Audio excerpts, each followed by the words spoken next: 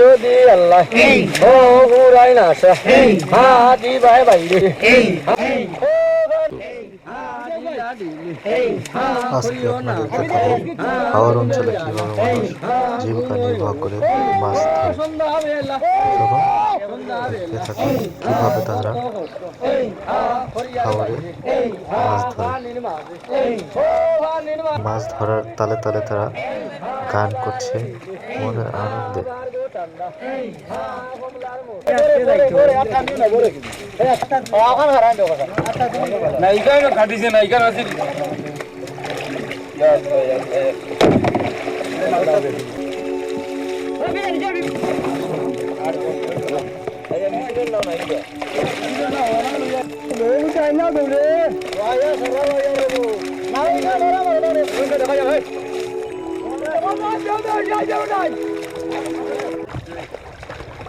মাছ ধরা শেষ হলে নৌকা বা ট্রলার দিয়ে যখন মাছ বাজারে নিয়ে যায় বেচার জন্য, তখন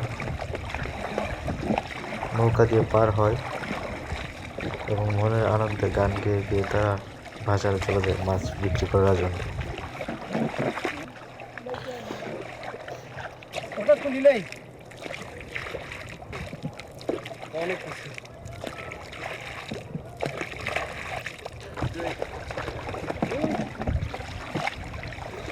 তারা যখন মাছ বাজারে নিয়ে যায় বেচার জন্য, তখন ছোট ছোট কিশোররা সেই মাছ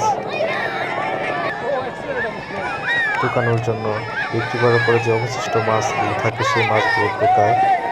তারা তখন যখন দেখতে পারে যে নৌকা নিয়ে আসছে মাছ বাজারে বিক্রি করার জন্য, তখন তারা সেটা দেখে উল্লাস করে নাচানাচি শুরু করে দেয়। তো পরিশেষে বাজারে এসে মাছ যখন বিক্রি করে দামাদামি করে নিলামের মতন করে মাছ বিক্রি করা হয়। বিশেষ করে হাওর অঞ্চলের মাছগুলো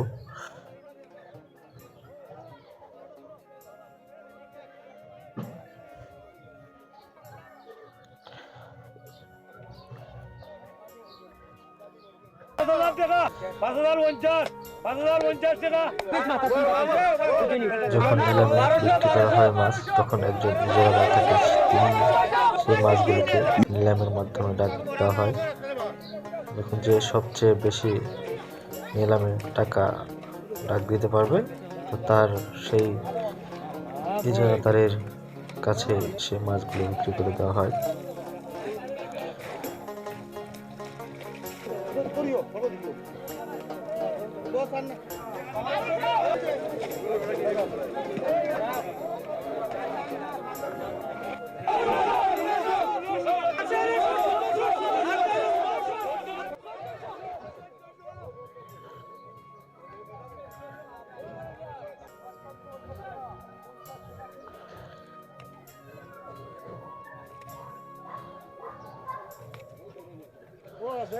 মাছগুলো বিক্রি করে বাজারে, তখন সে আবার তাদের জায়গায় চলে যায়। যারা মাছ ধরেন তারা, আর মাছ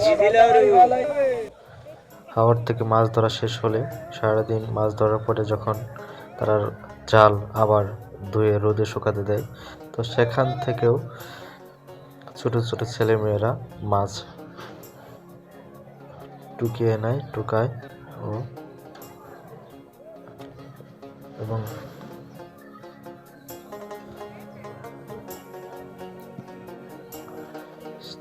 বাজার থেকে পাইকাররা মাছ কিনে তাদের গন্তব্যে আবার চলে যায়। তো এই মাছগুলো আমাদের ঢাকা, টাঙ্গাইল, সিলেট, বিশেষ করে বড় বড় অঞ্চলে এই মাছগুলোকে বিক্রি করে পাইকাররা পাঠিয়ে দেয়।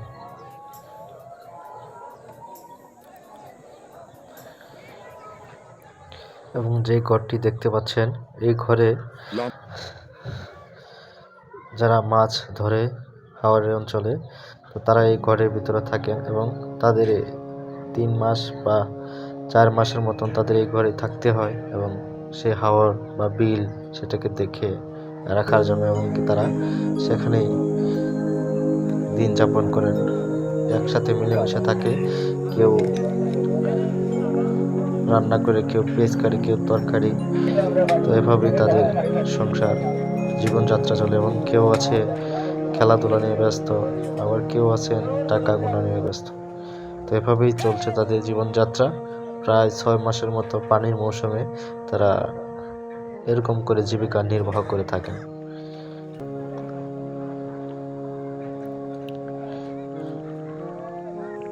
তো আজকে এই পর্যন্তই। সবাই ভালো থাকবেন, সুস্থ থাকবেন।